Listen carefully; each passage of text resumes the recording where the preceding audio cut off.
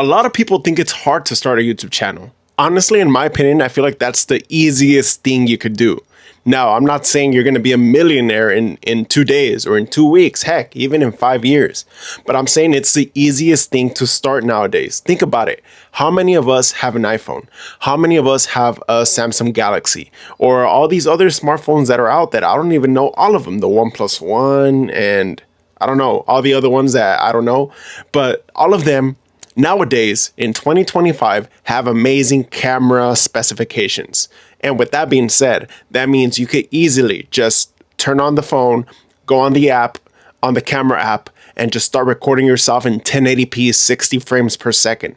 Imagine having that back in the day. It was hard. That's why at the beginning of YouTube, everyone was recording with very cheap cameras because we did not have the luxury of having an iPhone or a device that records in such amazing quality. So starting a YouTube channel is as easy as counting to 1, 2, 3.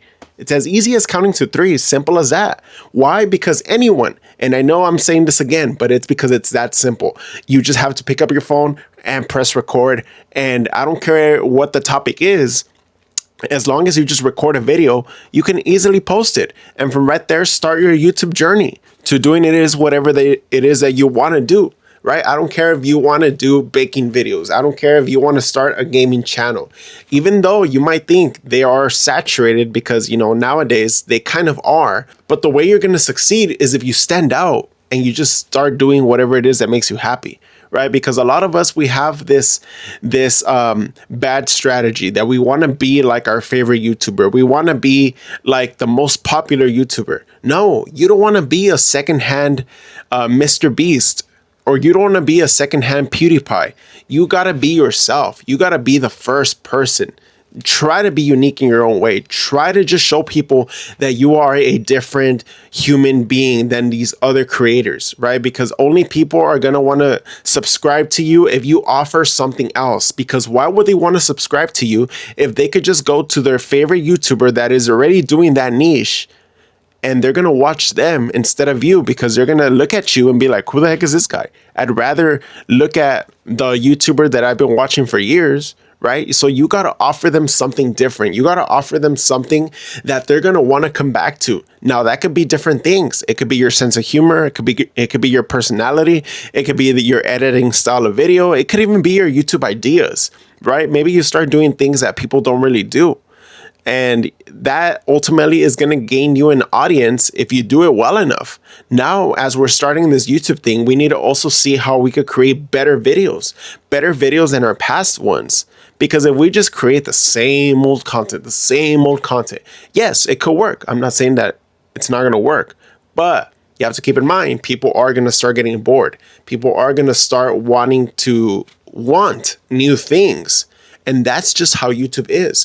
All these YouTubers that have been here since the beginning and are still influential are the ones that were able to adapt, that were able to come back from controversy, that were able to innovate their style of content and gravitate towards a new audience or maybe a growing audience, right? Think about PewDiePie. When he started off doing gaming, it's because, back then people weren't really doing horror videos or horror gaming videos. And he just started doing that. He kept doing it and doing it. He started to go to other games. He started doing Let's Plays. He started doing series.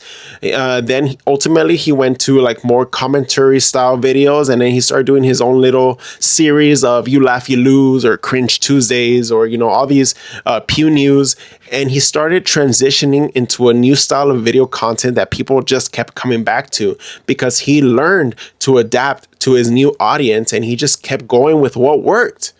And that's what you need to do. That's what we all need to do as YouTubers. We need to just adapt to our new audience. We need to stick to a niche, improve on it, make the best videos in those niches. And then once we gain a following, we need to continue adapting. We need to continue improving. We need to continue just maybe even improvising a new strategy style when it comes to recording your content. Now, I'm not saying to be fake. If anything, I'm saying to be yourself. Be yourself. And if you want to just continue doing the same content for 10 years, then by all means, look at Markiplier. All these gaming videos, I mean, all these gaming channels that have been doing gaming for years, they're still doing gaming.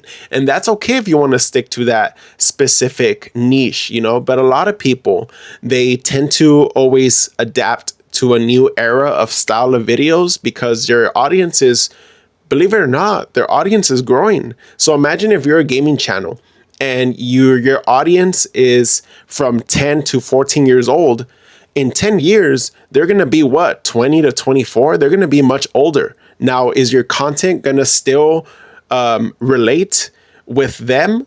Or is it going to relate a younger audience? So your original audience is going to eventually grow up. So do you still want to gravitate towards them? Then you need to make more mature style content, you know, or do you want to just maybe continue making content for the generation that's up and coming? It's completely up to you. That's the cool thing about YouTube. You could do whatever it is that you like, whatever it is that you want, because you are the creator and you just need to do things that make you happy.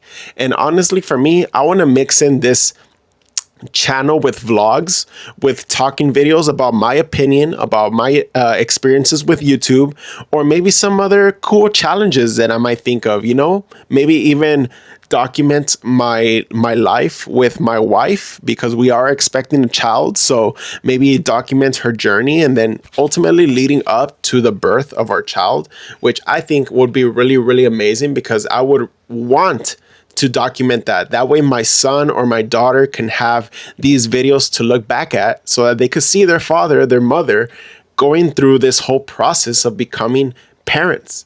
And honestly, for me, it is so fun to be able to do these videos because it allows me to just talk to you guys like if you guys are my therapist and allow me to vent or just clear my mind out of any thoughts that are going through my mind. And honestly, that's pretty much all I have for you guys. Thank you guys for watching. I'll see you guys on the next one. Peace out.